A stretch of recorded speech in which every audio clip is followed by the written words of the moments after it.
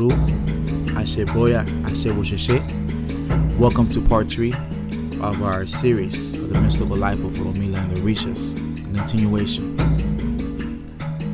Orunmila and his disciples were in a difficult situation. 3 days have passed of fasting, severely tired and exhausted. They waited for Elewade to return. After the 3rd day, Elewade returned, but he did not return alone. He returned with a warrior whose physical appearance was unlike any that they have seen before. He had leopard clothing that was made out of leopard skin and sandals of like texture. Several cowrie shells and bones.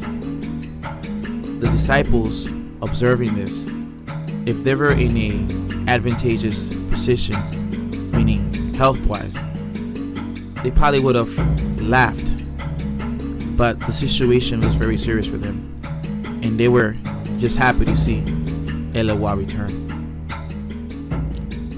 Elewade explained to them, "This is Elewade, the one who has the ability to remove the curse and negativity from the plants and herbs." Elewade proceeded to speak and said,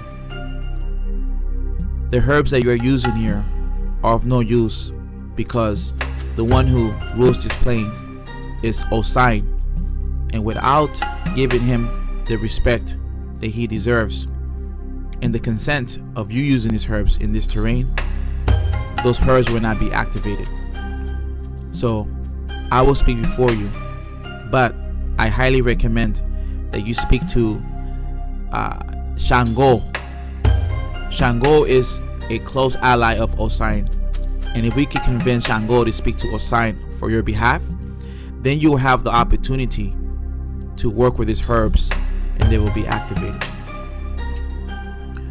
Orunmila knew, as he observed Elewade, that within him there is a great divine spirit of knowledge of this land. Immediately, Elewade, along with Elewade, Orunmila, and the disciples, were taken to a town where a ritual was taking place. There were people standing in a circle to prepare this ritual. Immediately, as if on cue, they began to sing in harmony and began to dance a ritual dance. There is an energy from the other realm that was manifesting in the physical realm. The disciples felt the energy that was taking place there. As they began to speak, Elewade listened and was translating everything word for word to Orunmila. And this is what they said: "We are here gathered, and we understand that in order for these herbs to really function and take place and manifest, we will require the assistance of Osain, who is the owner of these herbs.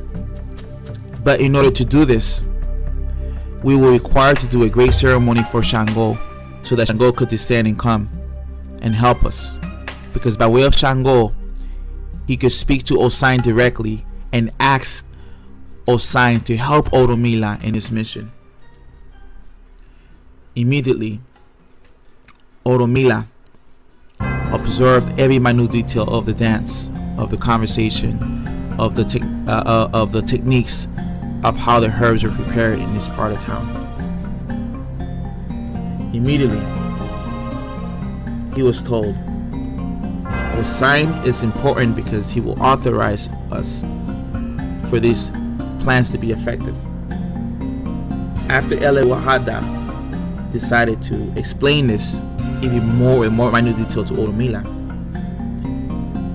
the disciples were able to eat food and restore their energy again. And Elewade decided to leave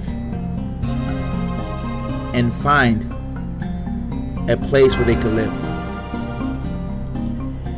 He decided to create and construct houses made out of wood, and the walls had leaves, and as he did this, the disciples were able to live there. During this stay in the occupation of time, this house that he created was mainly Elewade's home, but he allowed the disciples to be there and gave them a space as well. In front of the territory of Elewade's home, there was always gatherings, religious gatherings taking place, religious parties, ceremonies, all kinds of rituals. Domestic birds, herds, different animals who always want to find something to eat in that place. The environment of his village was of peace and tranquility. That day, the disciples and Orunmila rested from a long, arduous day. They were able to rest. The following day, the disciples were awakened by a loud commotion because a ritual and ceremony was going to be taking place in front of Elewade's house.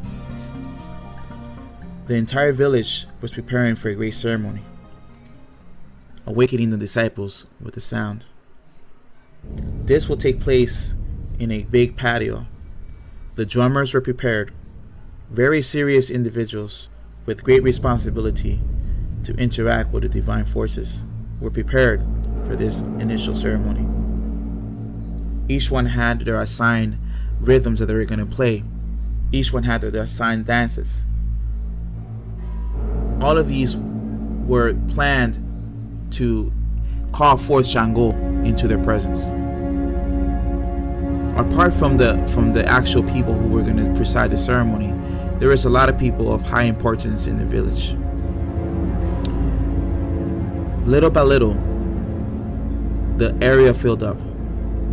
Orunmila and his group observed the arrival of more natives, and they heard from far off other drummers who will call other villages through the drum, and they will arrive. And as they repeat the different rhythms, other people from other far distant locations will come as well. Throughout the time, Obas, meaning king, showed up. Babaloshas, meaning priests and priestesses, showed up. Warriors, soldiers, who became famous for defeating enemies, were there. Along with many valiant people were there. There were valiant men known as Orisha Alashe with his personal guardian, and other offerings were brought destined to give offerings to the deity. In this also came Akefun, the brother of Elewade, who was there present as well. Other people came from different notable locations.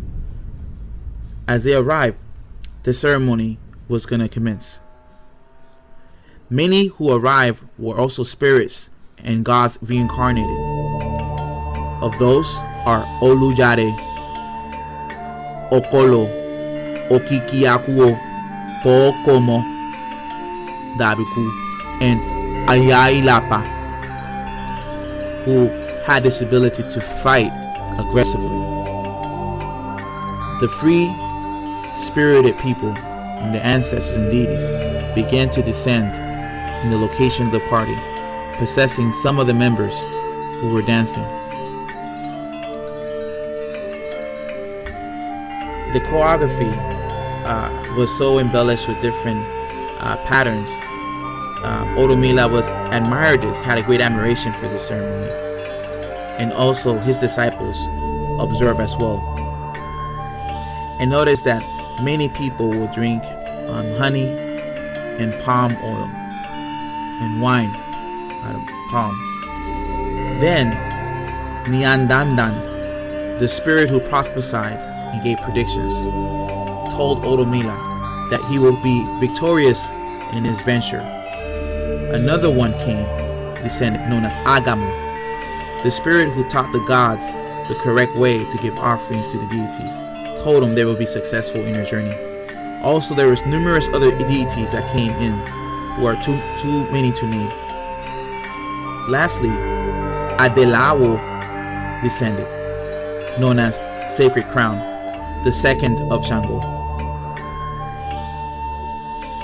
who for a temporal time substituted the great king in the sky while he was incarnated Shango in Oyo kingdom in the physical realm, in the physical kingdom.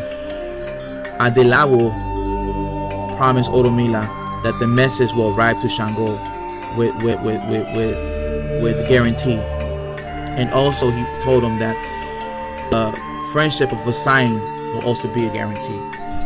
As the evening began to arrive, the dancers and the drummers went to their homes to rest and to feed their heads with other types of ceremonies and rituals. The merchants who also showed up there, who came from Dara, were there. Later on, the people began to do offerings to Shango, and the other orishas of the land were given offerings. The vessels contained sacred attributes of the gods. They were sacred vessels that represented the gods, and they were fed with different offerings. As the offerings were fed, the drums began to play again, the dancers began to play again, and processions were again experienced. There were other rituals also that took place even later on. Elewade raised his cane and ordered silence. A thunder and lightning stroked the sky and told them, "Hey, it's Shango. He has heard our plea, and he said that he will intercede and speak to Osign to help and assist Orunmila and his godchildren." This is part 3 of our series. Part 4 will come soon. Ashe Guru, Ashe Boyo Sheshe. This is Orunmila, Ofungando y Fauna.